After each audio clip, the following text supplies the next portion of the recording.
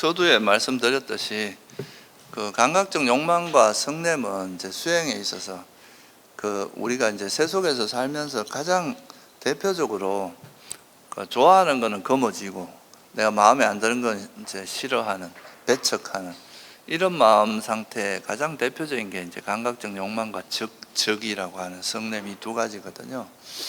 이 두 가지 마음 상태가 이제 그 삼매를 개발하는데 가장 대표적으로 방해하는 요소라면, 이제 해태원침 같은 경우는 또 이제 이렇게 수행을 하다 보면 좀 사람이 게을러지고 무기력해지는 마음 상태가 될 수 있거든요. 이게 바로 해태원침입니다. 우리가 여러분 세속에서도 보면 되게 뭔가 스트레스를 많이 받으면 사람이 무기력해지는 거 있잖아요. 이런 것도 일종의 해태원침의 한 형태입니다. 너무 또 이렇게 그 즐거움에 빠져 있다, 욕망을 너무 누리다 보면 그것도 또 사람들이 좀 무기력해지고 게을러지는 경우가 있거든요. 뭐 예를 들어서 되게 이제 수행하다 보면은 앉아 있는데 되게 편안하고 고요한 거 이런 걸 너무 즐기다 보면 사람이 그냥 그 해태원침으로 빠져드는 경우가 되게 많거든요. 예, 수행을 하다가 이것도 또 이제 욕망을 즐기다 보면 해태원침으로 빠질 수도 있고, 또 재미가 없고 따분해지면 그냥 잠을 자거나 이렇게 간다거나, 또는 뭐 너무 극심한 스트레스를 받아도 사람이 아예 아무것도 하기 싫어지고 무기력해지고 이런 경우가 있잖아요. 그런 게 다 해태원침의 한 형태입니다. 그래서 이 해태원침은 부처님께서는 비유를 할 때 감옥에 비유하기도 합니다. 이제 뭔가 푹 빠져가지고 이 꼼짝달싹 못하는 그런 어떤 상태, 그런 거와 비슷한 상태죠. 그래서 해태원침은 마음이 좀 멍하게 돼가지고, 그러니까 의식이 이렇게 깨어있지가 못하고 멍해지는 거예요. 약간 이제 무기력해지고, 그런 상태에서는 우리가 정진을 할 수가 없을 거 아니에요, 그죠? 정진이라는 것이 가능하려면 좀 의욕도 있고 이래야 되는데, 이 해태원침에 빠지면 의욕도 없어지고 그냥 무기력해지는 거죠. 정신적으로도 게을러지고. 그래서 이거는 해태원침은 이제 정진을 없애게 만듭니다. 바른 정진이 일어나지 않게 하는 거죠. 우리가 수행을 해서 뭔가 성취를 하기 위해서는 팔정도에서 뭐가 나옵니까? 바른 정진이 필요하잖아요, 그죠? 열심히 노력을 해야 된단 말이죠. 이 정진은 결국 뭐냐 하면은, 불교에서 말하는 정진은 여러 가지로 뭐 말할 수 있지만 가장 이제 대표적인 정진은 해로운 걸 버리고 불선을 버리고 선을 개발하는 게 정진이잖아요, 그죠? 근데 내가 지금 막 화가 나고 뭔가 감각적 욕망에 막 빠져갖고 그거 즐기고 있는데, 아유 뭐 버려야 되는데 하고 그냥 안 하고 있는 거, 이런 게 일종의 해태원침인 거죠. 그게 이제 마음이 무기력해지고 게을러지니까, 이거 빨리 일어나서 저 뭐 해야 돼, 숙제도 해야 되고 뭐 일도 해야 되는데 하면서 계속 누워갖고 TV 보고 있고, 이런 게 다 해태원침의 한 형태다, 이렇게 보시면 됩니다. 그래서 이 해태원침은 정진을 사라지게 하고, 이 해태원침이 많은 사람은 지혜가 없어져요. 삼매만 없어지는 게 아니라 지혜가 없어요. 우리가 보통 지혜가 없는 존재의 대표적인 거를 우리 축생으로 뽑잖아요, 그죠? 이제 축생은 보면 축생들이 제일 많이 하는 것 중에 하나가 뭐예요? 잠자는 거거든요. 거의 하루의 대부분의 시간을 자는 걸로 보낸단 말이죠. 그래서 이게 해태원침에 빠져 있는 그런 거라고 볼 수 있어요. 그래서 이 해태원침은 이제 마음을 게을르게 하고 무기력하게 만들기 때문에 게으르고, 이제 우리가 마음이 부지런해야지 빨리 번뇌가 일어나면 즉시 알아차리고 이걸 거기에 적절하게 대처를 해서 빨리 내려놓는 이런 방식으로 이제 노력을 할 수 있는데, 마음이 게을러지면 뻔히 지금 장애에 빠져 있으면서도 노력을 안 하는 거야. 그냥 방치하고 있는 거죠. 이게 이제 해태원침의 특징이에요. 그래서 해태원침은 사람을 게으르게 해서 정진이 없어, 바른 정진이 일어나지 않게 하는 거다, 이렇게 이해하시면 됩니다. 근데 사실 이게 정진이 없으면은 뭐 세속에서도 뭐 원하는 걸 이룰 수 없겠지만, 이 수행에서도 바르게 정진하지 않는 사람이 자기가 원하는 뭔가를 이룰 수 있는 방법은 없거든요. 그래도 열심히 노력해야 됩니다. 그러니까 요즘 이제 뭐 사람들이 워낙 힘들고 이러다 보니까 이제 수행도 아무것도 하지 마라. 뭐 원래 너는 완전하다 막 이런 소리를 하는데 뭐 만약에 다 완전하면 사실 수행할 필요가 아무도 없겠죠. 부처님께서 굳이 이 세상에 나와서 수행법을 알려주시고 뭐 열심히 정진하라고 바른 정진을 서라고 이럴 이유가 전혀 없는 거예요.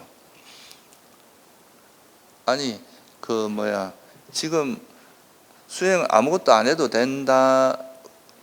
아무것도 안 해도 여러분이 정말로 행복하다면 아무것도 안 해도 상관없겠죠.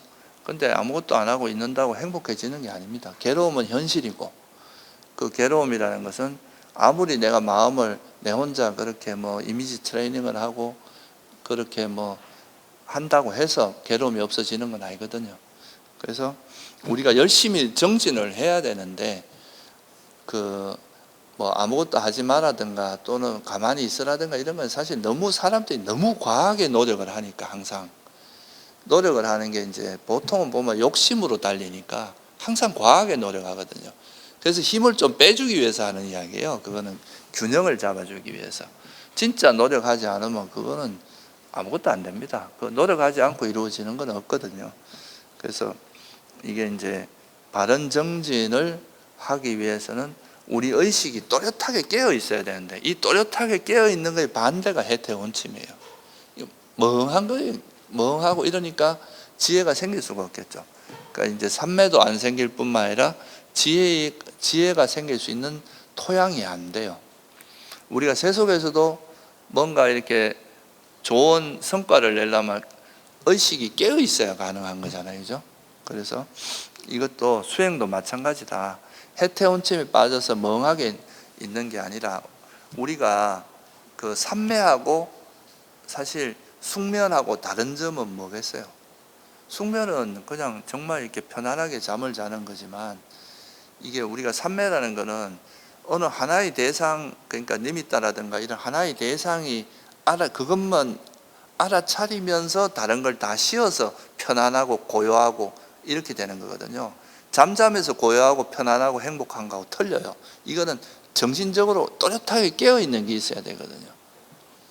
그게 없는 상태는 해태혼침의 형태고, 이게 정말 이제 불교에서 말하는 삼매나 삼매라는 거나 유익한 마음 상태는 항상 또렷하게 깨어있는, 해태혼침이 없는 상태일 거 아니에요. 해태혼침이 있는 상태는 해로운 법이니까. 해태혼침이 없는 마음 상태는 또렷하게 깨어있는 상태다, 의식적으로. 그러니까 바른 정진이 가능하고 의식이 활기차게 되어 있는 상태라고 봐야 되겠죠. 그래서 이런 정진을 해야 우리가 바른 정진을 통해서 우리가 괴로움의 소멸에 도달할 수 있잖아요, 그죠? 괴로움 소멸을 실현할 수 있는데, 해태원침에 빠져서는 삼매도 이룰 수 없고 지혜도 이룰 수 없기 때문에 절대로 괴로움의 소멸을 실현할 수는 없다. 괴로움의 소멸을 실현하기 위해서는 바른 정진이 있어야 된다는 거. 그걸 알면 해태원침에 빠지는 것의 위험성은 지혜의 종자가 없어집니다. 삼매와 지혜가 없어져. 그렇지만 바른 정진을 통해서는 우리가 괴로움의 소멸을 실현할 수 있게 됩니다. 우리가 37 보리문법 중에서 하나가 사념처가 있고 사정건이 있잖아요. 이게 바른 노력의 4가지 형태거든요. 이 사정건을 통해서 괴로움의 소멸을 이룰 수 있습니다. 그만큼 이 바른 정진이 중요한 겁니다. 그 다음에 이제 조금 더 구체적인 방법은, 여러분들이 잠은 이제 예를 들면 호흡 수행할 때 졸음이 넘어온다. 그럼 숫자를 세는 것도 졸음을 깨는데 좀 도움이 돼요.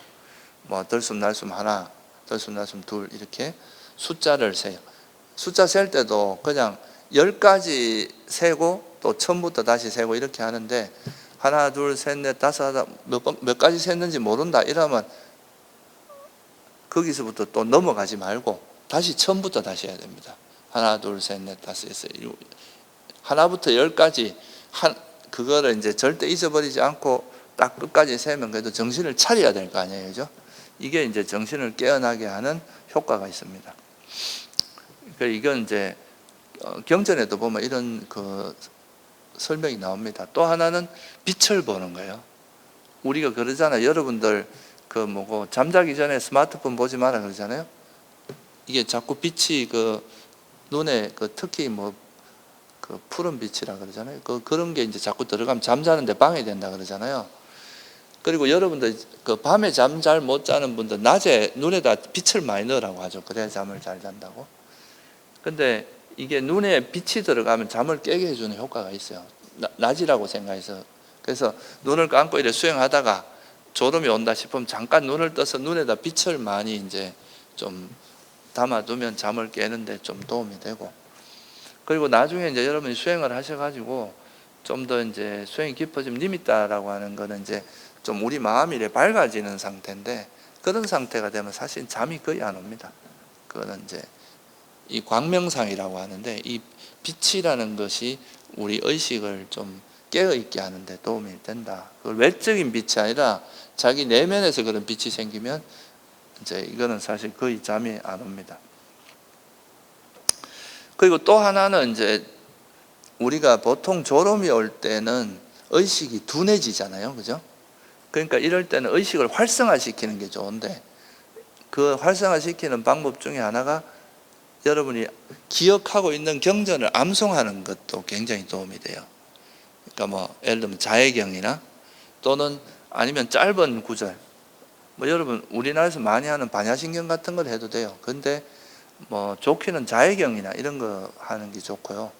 또 하나는 나모따사 바가와또 아라또 삼마 삼부따사라고 하는 이런 구절, 이게 이제 부처님께 기회하는 구절이거든요. 그러니까 세존, 그리고 이제 공양 받을 만하신 분, 그리고 바르게 깨달은 그분께 귀의합니다, 이런 뜻이에요. 그래서 이런 구절을 한 뭐 계속 잠이 깰 때까지 나모따사 바가와또 아라또 삼마 삼부따사 이렇게 머릿속으로 이렇게 암송을 해줌으로써 머리가 좀 더 활성화되면 그것도 잠이 깨는데 도움이 돼요. 이런 이제 구절에 잘 익숙하지 않은 분들은 뭐 우리나라에서 뭐 천수경 같은 데서 하는 그런 구절을 외워도 되고요. 자기가 좋아하는 경전 구절, 너무 긴 건 안 좋고 어느 정도 적당하게 한 1분보다 좀 넘지 않는 그런 거를 예를 들면 자해경이 한번 독송하는데만 빨리 하면은 한 1분 정도 걸리는데, 천천히 하면 좀 더 걸리지만 이거는 약간은 속도감 있게 하는 게 좋거든요. 잠을 깨는 거라서. 그렇게 하면 한 몇 번 정도 이렇게 하고 나면 금방 이제 또 의식이 활성화됩니다. 그렇게 하는 방법이 있고요. 또 제일 좋은 거는 극기 수행으로 전환하는 게 제일 좋아요. 졸음이 올 때는. 제가 지금 말씀드리는 거는 이제 보통 대중이 같이 수행할 때는 혼자 일어나기가 힘들잖아요. 그럴 때는 이제 이런 다양한 방법을 쓰는데, 만약에 혼자 수행해서 졸음이 너무 많이 온다, 그러면 제일 좋은 건 극기 수행으로 전환하는 겁니다. 세수 한번 하고 극기 수행하는 게 가장 좋아요. 졸음 깨는 데는. 경전에 보면 이런 말도 나와요. 두 깃볼을 잡아당기고 손을 사지를 문질러 준다, 뭐 이런 말도 나옵니다. 그러니까 우리가 이제 졸음이 많이 온다면 기도 이래 잡아 다니고 몸을 좀 문질러 주고, 물론 이거는 이제 옆에 사람이 없을 때 해야 되겠죠. 혼자 있을 때. 다른 사람이 있을 때 하면 좀 방해가 되겠죠. 그리고 자리에서 일어나 물로 눈을 씻는다, 이런 것도 있어요. 경전에 보면 되게 구체적인 방법들이 많이 나옵니다. 그리고 이제 아까 말씀드렸듯이 극기 수행으로 전환하고, 보통 이제 이런 해태혼침에 빠질 때는 의식이 둔해지기 때문에 이럴 때 이제 그 뭐랄까 자기 일종의 그 뭐 지혜를 개발하는 쪽으로, 또 이제 다음 시간에 제가 설명을 드리겠지만 반조하는 것, 자기한테 일어난 번뇌를 반조하는 것도 일시적으로 써보는 것도 괜찮습니다. 의식을 활성화시켜 주는 게 중요하거든요. 그리고 또 이제 이런 그 해태혼침을 벗어나는 가장 또 대표적인 방법 중에 하나가 죽음에 대한 명상, 죽음에 대한 명상입니다. 그러니까 죽음을 우리가 생각하면서 내가 언제 죽을지도 모르는데 맨날 이렇게 잠만 자서 되겠느냐, 스스로를 경책하면서, 사실 그렇잖아요. 우리가 참 안타까운 일들이 최근에 많았지만, 그런 이제 뭐 사고가 일어나기 몇 초 전만 해도 불과 1분 전만 해도 본인들이 이생에 그게 마지막이 될 거라는 걸 안 사람은 거의 없거든요. 그런데도 어느 조건이 됐을 때는 그게 그냥 뭐 그런 일이 벌어지면 그건 피할 수 없이 그래 되는 경우도 많거든요. 그러니까 우리 삶이라고 하는 게 항상 이렇게 언제 죽는다는 걸 딱 정해놓고 죽는 건 아니잖아요. 그죠? 죽는 거는 확실해. 그렇지만 언제 죽는다는 걸 명확히 알 수는 없어요. 사실 여러분들이 숨만 한 뭐 몇 분만 안 쉬도 죽어요. 그러니까 이게 이제 우리 삶이라고 하는 게 그렇게 아주 견고한 건 아니다. 그런 걸 이해하면 내가 그래도 살아있을 동안에 좀 이렇게 게으르지 말고 정말 열심히 해야 되겠구나. 이런 그런 경각심, 절박함 같은 게 일어납니다. 그래서 이 죽음에 대한 명상은 그런 이제 절박함을 일으키는데 아주 좋은 수행법입니다.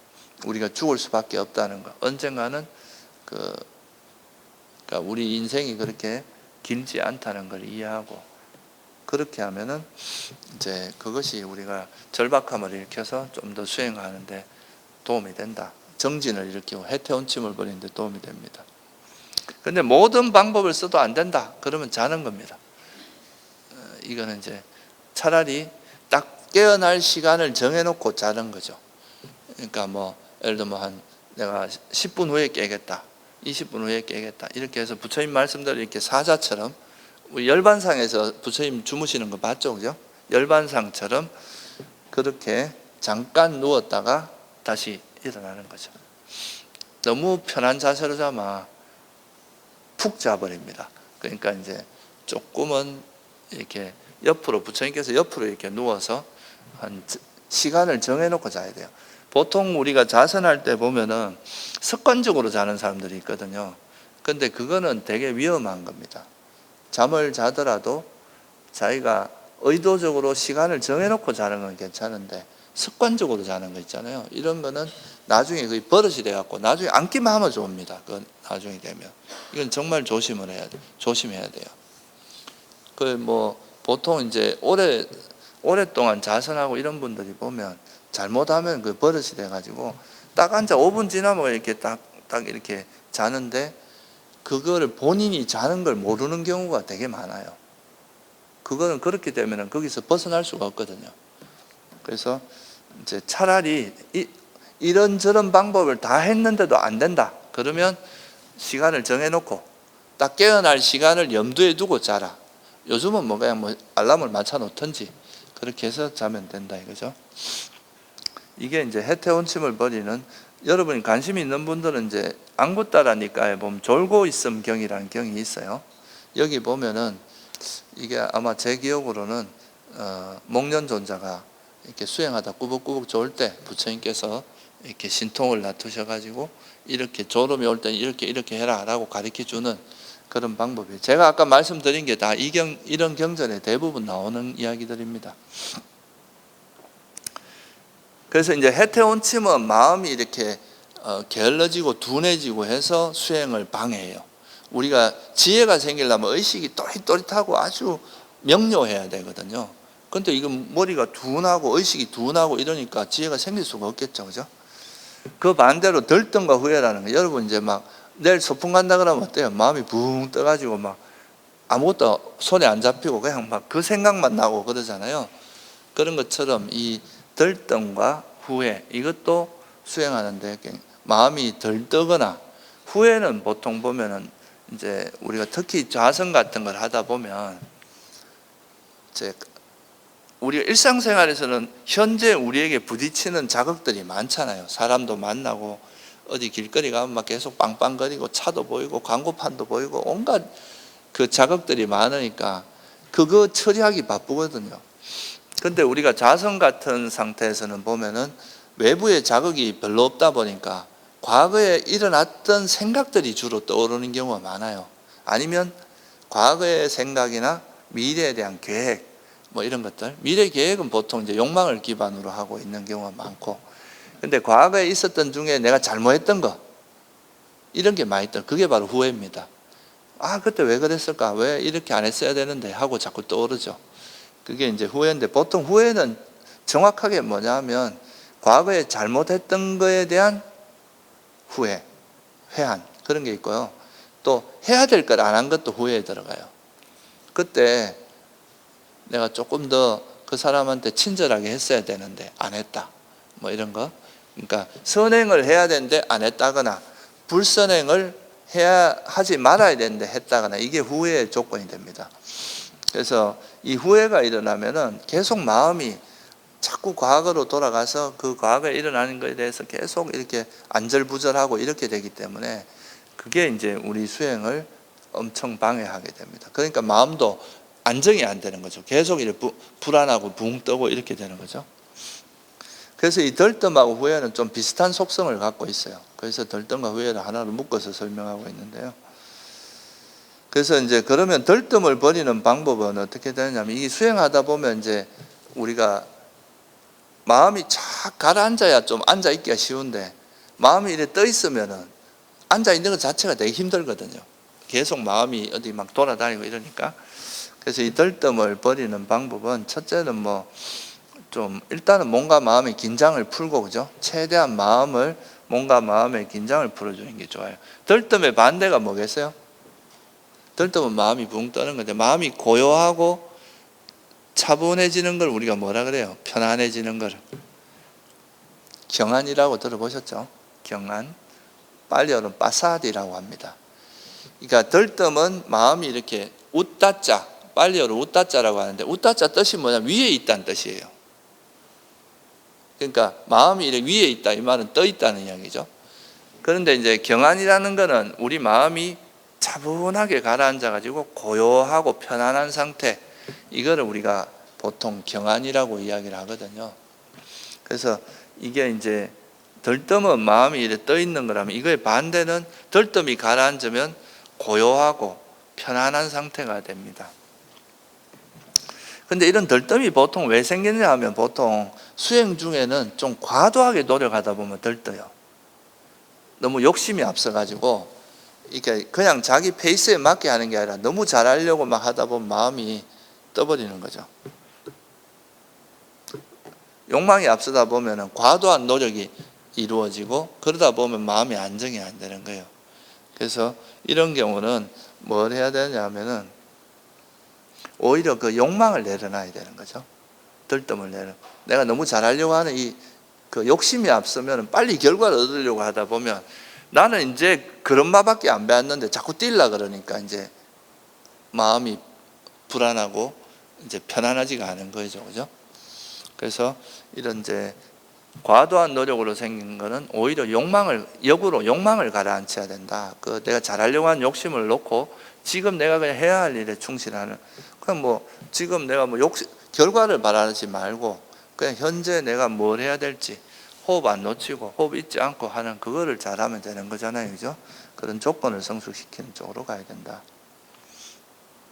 그리고 또 하나는 이거는 이제 좀 욕심으로 그럴 때 있고 수행이 잘 될 때도 마음이 들떠요. 예를 들어서 수행이 하다가 이제 마음이 좀 희열과 행복이 일어나거나 갑자기 빛이 탁 나타나거나 이러면 사람이 마음이 붕 떠버리거든요. 왜 그렇겠어요? 이 또 잘 되는 것에 대한 애착이 달라붙으면서 이걸로 인해서 마음이 내가 뭔가 큰 걸 얻은 것처럼 이렇게 되면서 마음이 떠버리는 거거든요.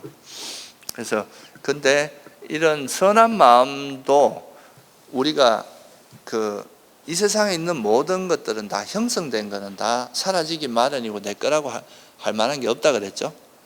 근데 비록 그것이 사랑스럽고 내가 원하고 좋아하는 것이라 할지라도 이것도 형성된 것이라는 걸 이해해야 되거든요. 그래서 내가 희열이나 행복이나 뭐 예를 들어 빛이 생겼다 이렇다 해도 이것도 내가 장애를 버리는 조건에서 이런 것들이 생긴 건데 내가 다시 장애를 일으킨다면 이건 또 사라집니다. 그러니까 수행이 잘하는 조건을 성숙했을 때는 그런 게 생기지만 그래서 이것도 결국은 형성된 거야. 그러니까 여기에 집착하는 순간에 욕망을 버리는 걸 조건으로 생긴 건데 여기에 집착을 붙이는 순간 다시 퇴보하게 돼 있단 말이죠. 그래서 이런 걸 이해하면은 이제 이 유익한 마음조차도 조건에 영향을 받는구나. 이걸 이해하면 여기에 애착하지 않으면서 그냥 이걸 개발하는 것을 알 수 있게 되겠죠.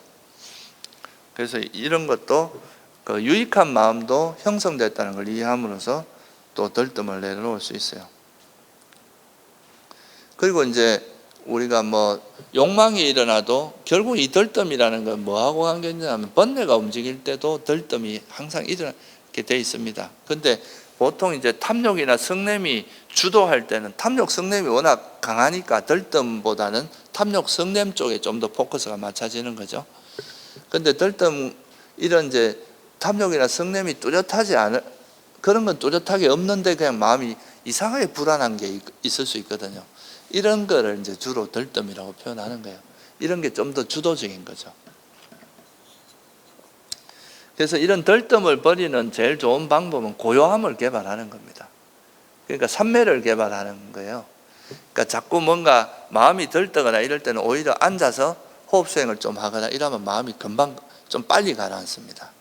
그래서 삼매를 닦아주는 것이 이런 들뜸을 개발하는 데 도움이 되고, 그래서 우리 몸과 마음을 좀 편안하게 하고 좀 더 그런 너무 이제 욕심이나 욕심을 통해서 과도한 노력을 하면 또 마음이 들뜨게 되거든요. 그런 것들을 자제하고 욕망이 또 많다 보면 또 화도 나고 이러니까 이제 들뜸이 잘 안 가라앉는 거거든요. 그래서 오히려 그럴 때는 욕망을 내려놓고 좀 적절한 노력 있잖아요. 적절하게 노력하는 그런 식으로 하면 또 쉽게 들뜸이 가라앉습니다. 그리고 들뜸을 예방하려면 평소에 삼매를 많이 닦아주면 평소에 이제 자꾸 현재에 머물면서 이런 삼매력을 개발하면 그 삼매를 닦는 과정에서 빨리 마음이 가라앉을 수 있다는 거, 이거 이제 이해하시면 좋을 것 같습니다. 그 다음에 이제 후회라고 하는 거는 아까 말했듯이 그 과거에 내가 잘못한 행위나 해야 되는데 안 했던 행위에 대해서 화를 내는 거거든요. 그죠? 아, 왜 그랬지 하고 화를 내는 건데, 근데 이제 이 후회를 버리려면 그 화를 내지 말고 참회를 해야 돼요. 화를 내는 거는 그 후회는 화거든요. 본질적으로는 과거에 내가 잘못한 거에 대해서 화를 내는 거잖아요. 근데 화를 내는 건 아까 말했듯이 백해무익이라고 그랬잖아요. 그러니까 화를 내기보다는 아, 내가 그때 참 이런 거 잘못했구나 라고 이제 철저하게 반성하면서 앞으로 그런 행위를 하지 않는 참회, 이건 참회라고 하거든요. 참회를 하는 것은 유익한 마음 상태인데, 후회는 계속 화를 내고 자기한테 화를 내고 있는 거기 때문에 이거는 하나도 도움되는 거 아니다. 그래서 이제 후회보다는 참회를 하는 게 중요하다는 거, 이거를 이해하시고, 그래서 이제 이런 후회를 버리는 제일 좋은 방법 중에 하나는 계를 잘 지키는 거예요. 계의 가장 큰 이익은, 계를 지키는 것의 가장 큰 이익은 후회 없음이라 그랬거든요, 부처님께서. 여러분이 행해야 될 일을 하지 않으니까, 또는 해야 될 일을 하지 말아야 될 걸 하니까 후회가 생긴 거 아니에요, 그죠? 계를 잘 지킨다는 것은 이제 오계 이런 걸 잘 지키는 것도 있지만, 앞에서 말씀드린 감각 기능을 잘 단속하는 것도 계의 고급 단계의 계거든요. 그러니까 우리가 번뇌 일으킬 상황들을 아예 좀 차단하고 예방함으로써 그런 악행을 하지 않으면 후회도 없을 거 아니에요, 그죠? 우리가 보통 이제 하지 말아야 될 행위를 했을 때 후회가 일어나잖아요. 그래서 그거를 미리 계를 잘 지키고 이제 가해를 잘 지킴으로써 감각 기능을 잘 단속함으로써 이런 이제 후회될 일을 예방하는 게 가장 좋다, 이런 거겠죠. 그리고 또 이제 두 번째는 우리가 수행에서 가장 중요한 것 중에 하나가 선과 불선을 구분한 지혜라 그랬죠, 그죠? 여러분이 선과 불선을 구분한 지혜가 명확히 알고 있으면 선을 행하려고 노력하고 불선은 행하지 않으려고 노력하니까 아무래도 후회가 적어지겠죠, 그죠? 아무래도 악행을 하는 것을 점점 줄이게 되고, 설사 악행이 일어나도 빨리 알아차리고 이걸 커지지 않은 상태에서 바로 대처를 해버리면 이게 이제 후회가 커지지는 않거든요. 근데 보통 이제 후회가 될 정도가 되면 그냥 번뇌도 그냥 스쳐 지나가는 건 별로 타격이 없어요, 사실은. 근데 이 번뇌가 막 방치하다 보면 화가 점점 커져서 첫 번째 화살, 두 번째 화살, 세 번째 화살 이렇게 한 서너 번 진행되다 보면 이게 이제 상당히 그 힘이 세지고 그걸로 인한 후폭풍이 커지거든요. 그걸로 인한 데미지가 커요. 그래서 이제 우리가 이것은 선이고 이건 불선이라는 것을 자기 마음에서 뭔가 화라든가 장애가 일어나는 순간에 빨리 알아차리고 이걸 놓아버릴 수 있는 힘이 있다면 후회가 생길 가능성이 훨씬 적어지겠죠, 그죠? 그래서 이런 것도 이제 우리가 후회를 버리는 방법이고, 또 과거에 이제 우리가 잘못은 아까도 말했지만 과거에 일어났던 일은 사실은 과거에서 이미 사라진 건데 그거를 현재로 자꾸 소환해서 또 그걸 화를 내고 또 기억으로 다시 소환해서 화를 내고 되새김질을 하는 거거든요. 이게 일종의. 근데 우리가 이제 불교적으로 보면 과거에 일어난 일은 과거의 그 조건에서 이미 사라져 버린 거기 때문에 그거를 지금 와서 이미 사라져 버린 것을 뭐 다시 기억해서 현재로 갖고 와서 이렇게 하는 게 화를 내는 것밖에 안 되잖아요. 아까 말씀드렸듯이 이거는 사실 과거에 이미 사라져 버린 거니까 실체가 없는 겁니다. 근데 현재로 자꾸 가져옴으로써 이게 약간 자꾸 실체화되는 거거든. 마치 내 마음에 뭔가 나쁜 행위가 들어앉아 있는 것처럼 이렇게 생각하는데 그게 아니라 과거에 일어난 것들을 그냥 단지 기억해서 현재로 가져오는 것뿐이다. 이렇게 이해하면은 그거는 그냥 실체가 있는 게 아니라 과거에 일어난 일이다. 그러면 내가 그런 행위를 해서 모른 척하고 지나가는 게 아니라 그때 이런 행위를 했을 때 어떤 문제가 생겼다는 걸 철저히 반성하고 이해하면 다시 그런 행위를 하지 않는 게 더 유익할 거 아니에요, 그죠? 그러니까 이제 그렇게 하는 게 바로 이제 참회라고 보시면 돼요. 그래서 과거의 행위는 실체가 없다는 것을 반조하는 것도 후회를 버시는데 되게 중요합니다. 우리가 보통 후회하는 사람들은 과거에 뭔가 상처나 과거의 잘못을 마치 실체화하거든요. 그게 마치 이제 실제로 있는 것처럼. 그냥 과거는 사라진 거예요. 그런데 사라진 건데 우리가 현재 다시 기억으로 소환해 오면 또 현재에 다시 드러나고 이러다 이게 자꾸 반복되다 보면 하나의 고정관념이 돼서 굳어져 버리는 거거든요. 그렇게 되면 이 실체화되면 잘 안 버려져요, 그게. 그래서 과거의 잘못이라고 하는 것도 결국은 조건에서 만들어진 거고, 그래서 이건 실체가 없다는 것을 이해하면 거기에 대해서 더 이상 우리가 겁어지지 않게 되고 놓을 수 있게 된다. 이렇게 보시면 되겠죠. 그래서 이게 이제 들뜸과 후회를 좀 내려놓는 방법입니다. 그 다음 마지막으로 이제 의심. 이 의심이라고 하는 거는 사실 이제 앞에서 제가 말씀드렸지만 감각적 욕망과 성냄은 플러스 마이너스 같은 거고, 이제 해태원침과 들뜸 후회는 업다운 같은 거거든요. 우리 마음이 붕 떴다가 또 너무 가라앉아 버리고 균형이 없는 거죠. 근데 의심은 길을 못 찾는 거예요. 이거 비유를 하면 뭐로 비유를 하냐면 사막 한가운데 있는 사람을, 길 찾는 사람을 비유를 해요.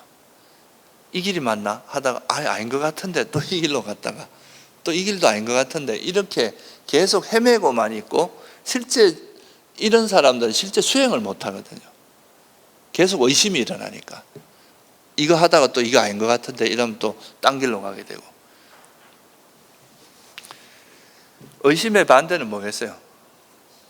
신심입니다. 이거는 이제 우리가 일반적으로 말하는 보통 다른 종교에서 말하는 그런 맹목적인 신심을 이야기하는 게 아니고, 불교에서 말하는 신심은 확신 같은 거예요. 그러니까 내가 가는 이 길이 정말 이 길이 괴로움의 소멸의 길이구나라고 확신하는 것을 의미합니다. 이건 지혜가 바탕이 돼야 가능한 일이겠죠, 그죠? 그래서 의심은 마치 이제 사막에 이렇게 한가운데 놔두면 이제 막 어느 길을 찾지 못해서 헤매는 사람이라면, 신심은 이 길이구나. 우리가 팔정도를 딱 만나는 순간 이게 괴로움의 소멸에 이르는 길이구나 라는 확신이 들게 돼야 수행을 하게 되거든요. 그래서 이 신심이 정진에 굉장히 중요한 조건이 됩니다. 그래서 여러분들 그 오건이라고 들어보셨죠? 오건 오력. 신, 정진, 염정해라고 있어요. 신심이 있고, 신심이 있으면 정진이 있고, 정진이 있으면 바른 기억이 생기고, 바른 기억을 통해서 삼매, 지혜가 생깁니다. 그러니까 신심이 정진의 조건이 됩니다. 여러분이 믿지 않으면 노력 안 해요. 자꾸 의심만 해. 머릿속으로 계속 이게 맞나 저게 맞나. 그래서 이 의심은 망설이다가 수행조차 못하는 이런 위험성을 가지고, 이게 해악인 거죠. 근데 신심은 이 확신을 가지고 노력을 할 수 있게 돼요. 이게 이제 정진하는 힘이 되는 거죠. 우리가 스님들도 수행하다가 요즘 신심 떨어졌다 하고 이제 어디 가서 막 기도하거나 정멸보건 같은 데서 가서 막 기도하고 이런 경우도 좀 있거든요.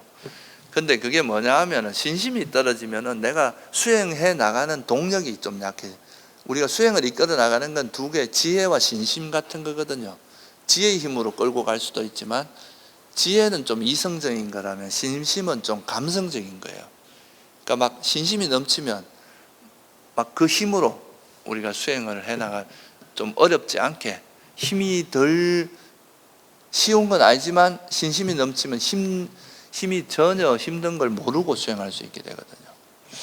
그래서 이 신심이 있어야 정진이 이루어지고, 정진을 통해서 이제 삼매와 지혜도 개발할 수 있기 때문에 의심의 위험성과 신심의 이익을 알므로써 우리가 의심은 신심으로 극복할 수 있다, 이 말입니다. 그래서 의심을 버리는 방법은 삼보에 대한 신심을 개발하는 건데, 부처님에 대한 신심을 개발하는 방법이 바로 붓다누사티라고 들어보셨어요? 이게 이제 부처님에 대한 바른 기억을 개발하는 겁니다. 그러니까 부처님은 어떤 분이라는 걸 계속 우리가 이제 깊이 반조함으로써, 부처님은 이제 예를 들어서 오염은 번뇌를 완전히 버리신 분이다. 부처님은 남이 보거나 보지 않거나 악을 행하지 않는 분이다. 그리고 윤회의 수레바퀴를 완전히 깨고 윤회에서 완전히 벗어난 분이다. 이런 분이, 아니면 여러분 많이 아신 열의 응공 정변지 명행족 선서 세간의 무상사 쪽, 이게 다 부처님이 가지고 있는 덕성이거든요. 이런 걸 생각하면서 이런 분이 말씀하신 거가, 이런 분이 우리에게 뭐가 나쁜 길을 제시했을 리가 없다.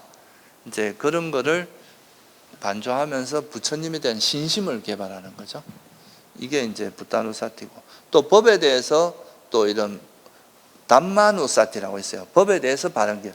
이 법이라고 하는 거를 반조하면서 이 법에 대해서 이제 우리가 사성제나 연기 이런 걸 하다 보면 법에 대해서 이해가 생기면서, 정말 이거 법은 우리가 진정으로 우리가 법을 의지해서 수행해야 되겠구나. 법만이 우리가 의지할 대상이구나. 부처님께서도 이제 사람에게 의지하라 그런 게 아니라 뭐에 의지하라 그랬어요? 내가 너희들에게 설한 법과 율에 의지하라 그랬잖아요.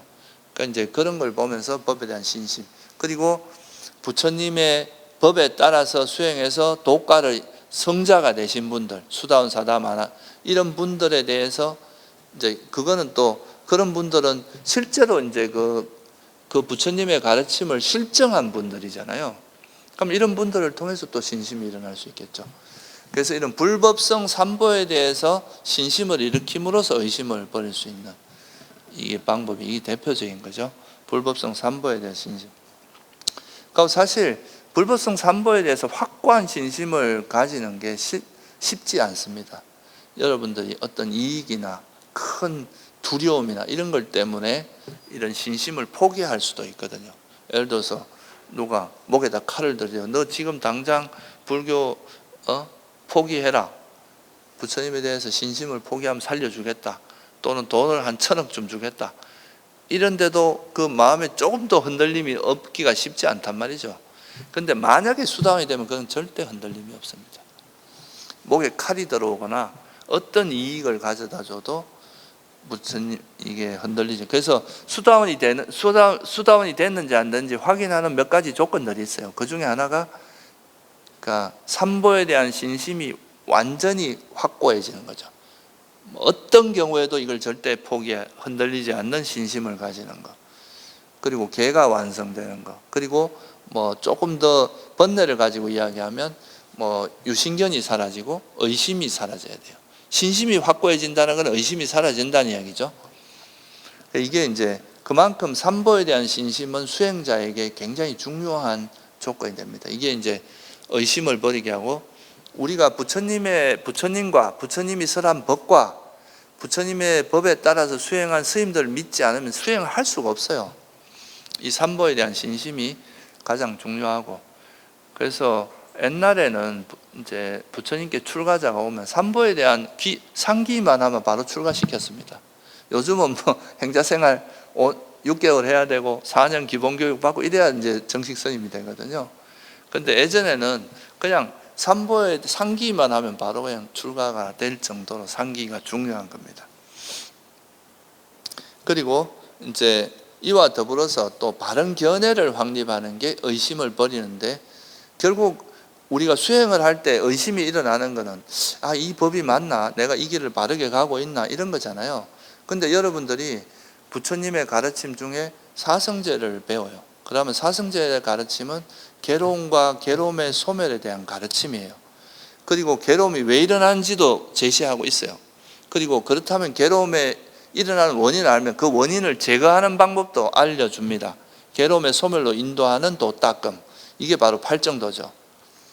그러면 이 사성제에 대해서 우리가 이제 이해하는 게 바른 견해인데, 이 바른 견해가 선 사람은 흔들림이 없어, 의심이 생길 수가 없어요. 부처님이 말씀하신 이게 진리라는 것에 대한 믿음이 있으니까. 팔정도가 괴로움의 소멸로 인도하는 도닦음이라는 것에 대한 믿음이 있단 말이죠. 이것이 중도, 팔정도가 곧 중도고, 중도가 괴로움의 소멸로 인도하는 도닦음이라는 것에 대한 믿음이 있으니까 의심이 생길 수가 없겠죠. 그래서 이 부처님의 가르침에 대해서 확신을 가지지 않으면 수행하다 계속 의심이 생깁니다. 내가 보기에는 감각적 욕망이 뭐 해로워, 좀 즐길만 한데, 이러면은 수행이 될 수가 없겠죠. 그죠? 수행하다가 또 감각적인 즐거움으로 돌아가고.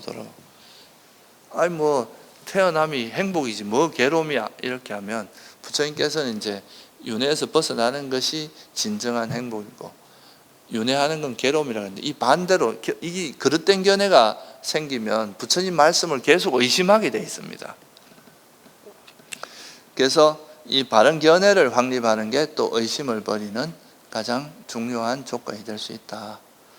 그래서 여러분이 적어도 우리가 이제 지난번에도 제가 설명을 드렸지만, 연기하고 사성제에 대한 가르침도 모르고 수행하는 것은 정말 이렇게 나침반이나 지도도 없이 저 히말라야를 가는 거나 똑같아요. 너무 위험합니다. 그래서 이런 이제 바른 견해를 확립하는 게 의심을 버리는 데 되게 중요하다.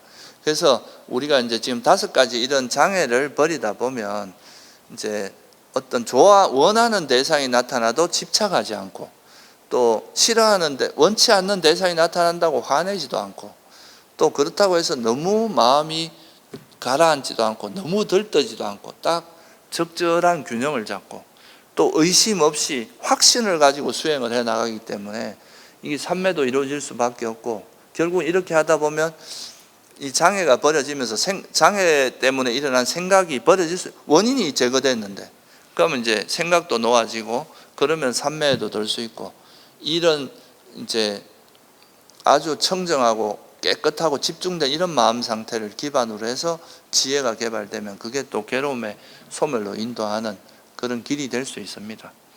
그래서 이제 오늘 말씀드린 이 5장에 버리는 다양한 방법들을 여러분들이 한번 잘 숙고를 해보시고, 자기가 이제 이전에 이야기했던 생각 없이 현재 알아차리기라는 그 호흡수행이나 극기수행, 일상수행에서 이 지혜를 어떻게 활용해서 장애를 내려놓고 그로 인해서 생각이 놓아지고 현재 머무는 삼매의 힘을 개발할 건지, 이거를 이제 수행 속에서 계속 익혀 나가는 것이 중요하다, 이렇게 말씀드릴 수 있겠습니다. 네, 오늘은 여기까지만 하겠습니다. 네, 수고하셨습니다.